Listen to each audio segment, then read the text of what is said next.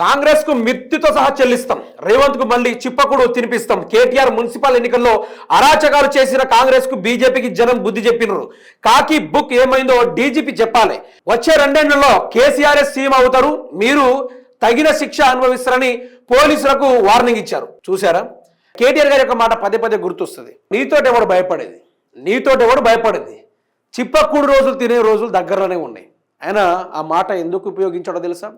ఎందుకంటే రేవంత్ రెడ్డి గారి యొక్క అరాచకాలు, రేవంత్ రెడ్డి యొక్క రియల్ ఎస్టేట్ దందాలు, రేవంత్ రెడ్డి యొక్క పేదల ఇండ్లు కూల్చి భూములు సమీకరించే వ్యవహారాల్లో రేవంత్ రెడ్డి చేస్తున్న ఇవన్నీ అరాచకాలను ప్రజలు నోటెడ్ చేస్తూ ఉన్నారు.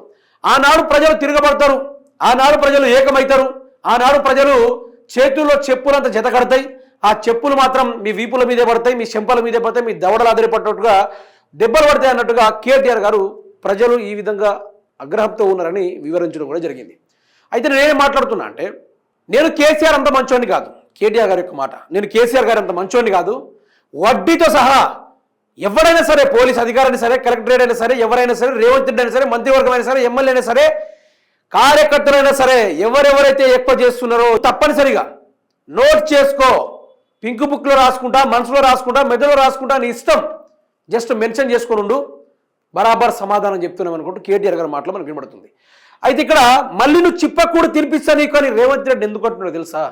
అంతటి గొప్ప తెలంగాణ రాష్ట్రాన్ని సాధించి, అంతటి గొప్ప తెలంగాణ రాష్ట్రాన్ని, పేదరికంలో ఉన్న తెలంగాణ రాష్ట్రాన్ని, ఆర్థిక వ్యవస్థని ముందుకు నడిపించి ఈరోజు తెలంగాణ రాష్ట్రంలో జీడిపి వ్యవస్థ కావచ్చు, ఈరోజు తెలంగాణ రాష్ట్రంలో ఉన్న పరికెప్టా ఇన్కమ్ కావచ్చు, తెలంగాణ రాష్ట్రంలో ఉన్న ఆ యొక్క వాటర్ కన్జర్వేషన్ కావచ్చు, తెలంగాణ రాష్ట్రంలో మిషన్ భగీరథ వాటర్ సప్లైమెంట్లో కావచ్చు, తెలంగాణ రాష్ట్రంలో ఉన్న వివిధ వ్యవసాయ రంగంలో కావచ్చు, తెలంగాణ రాష్ట్రంలో ఉన్న ట్రాన్స్పోర్టేషన్లో కావచ్చు, తెలంగాణ రాష్ట్రంలో ప్రతి అభివృద్ధి వ్యవహారాలను కేసీఆర్ గారు బ్రహ్మాండంగా అభివృద్ధి చేసి తెలిస్తే 24 గంటల కరెంట్ ని తెచ్చి చూపెట్టిన అట్లాంటి కేసీఆర్ పట్టుకొని విచారణ చేపించి జైలు పంపే కార్యక్రమం దిశగా చేస్తావా?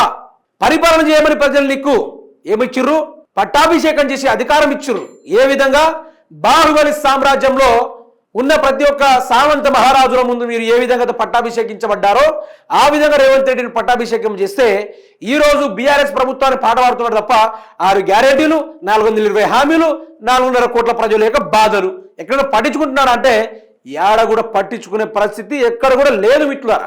అందుకనే నిన్ను మాత్రం వదలను, నిన్ను జైలు పంపి చిప్ప కోడి తినిపిస్తా, బాధ్యతగా శపథం చేసి చెప్తున్నాను అనుకుంటూ కేటీఆర్ గారు మాట్లాడుతున్నారు. అంటే దీనికి అర్థం ఏంటో తెలుసా? యాక్షన్ టు రియాక్షన్ తీర్చుకోబోతున్నారు కేటీఆర్ అన్నట్టుగా మనకు క్లారిటీగా ఇక్కడ అవపడతా ఉంది.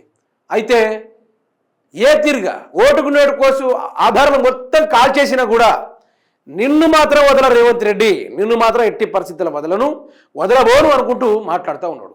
ఈరోజు కేటీఆర్ యొక్క మాటలే కాదు, ఇది యావత్ రాష్ట్ర రైతన్నుల, రాష్ట్ర ప్రజల యొక్క మనసులో ఉన్న మాట, అంతేనా కదా? మనసులో ఉన్న మాట ఇది. వాళ్ళు ఒకటే అనుకుంటున్నారు, ఎందుకు రా అనవసరంగా కర్మగాలి ఓటేసి గెలిపించాము, ఇట్లాంటి వాడని తెలిసి ఉంటే అసలు వాడల్లో కూడా తిరగనిచ్చేటోళ్ళం కాదు, అట్లాంటి వాడు మళ్ళీ మన ముందుకు వచ్చింది అనుకుంటూ ఈ విధంగా మాట్లాడారు. ప్రజలు ఈరోజు ఈ విధంగా గ్రహమైండ్రు. ఒక యూరియా బస్తా కొనాలంటే యాపులా? దేనికోసం యాపులు? ఈరోజు కొంచెం చదువు రాని వాళ్ళు ఉంటారు, ఈరోజు చదువు వచ్చిన వాళ్ళు ఉంటారు.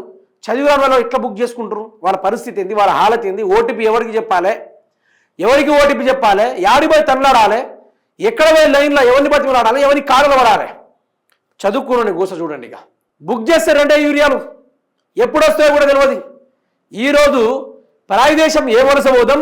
కేసీఆర్ గారు నీళ్లు తెచ్చిండు, 24 గంటల కరెంట్ ఇచ్చిండు, రైతు బంధు ఇస్తున్నాడు, వడ్ల కొనుగోలు రేటు కూడా పెరిగింది అనుకుంటూ కేసీఆర్ గారు ఆ విధంగా వ్యవసాయాన్ని ముందుకు నడిపిస్తే బాగా చదువుకున్న విద్యార్థులు సైతం యువత వ్యవసాయ రంగం మళ్ళారు. వ్యవసాయ రంగం మళ్ళిన పాపానికి ఈరోజు రేవంత్ రెడ్డి ఏం చేస్తున్నాడు? మళ్ళీ వాళ్ళు వ్యవసాయాన్ని వదిలేసి అప్పుల పాలయ్యి మళ్ళీ హైదరాబాదో పక్క రాష్ట్రాలకు వలసపోయి బతికే కార్యక్రమాలు దేనికోసం ఎవరు తీసుకొచ్చిండు? రేవంత్ రెడ్డి గారే కదా, అంతేనే కదా? మరి ఇన్ని చేసిన రేవంత్ రెడ్డిని ఇటు ప్రజలు విడిచేటట్లేరు, ఇటు బీఆర్ఎస్ పార్టీ ప్రజలు క్షమిస్తారేమో కానీ బీఆర్ఎస్ పార్టీ వాళ్ళు ఎట్టి పరిస్థితులు క్షమించరు. ఎందుకంటే మీరు చూస్తున్నారు, అందరం చూస్తున్నాం, పరిపాలన తప్ప, ప్రజా సమస్యలు తప్ప మొత్తం భూముల కబ్జాలు, భూములు ఇండ్ల కూల్చుడు, భూములు తీసుకునుడు, అక్రమాలు, అన్యాయాలు అనుకుంటూ ఇంకా మాట్లాడేది ఏంది? గతంలోనే కేసీఆర్ చేసిండు. పడుతుంది. నీకు చిప్పకూడు తప్పక దక్కుతుందని ఇక్కడ క్లారిటీగా అయితే అందరికీ అర్థమైంది. ఆ రోజు రానే వస్తుంది. అప్పుడు మిమ్మల్ని ఎవరు కూడా కాపాడలేరు అనేది మీరు కన్ఫర్మ్ చేసుకోవాలి.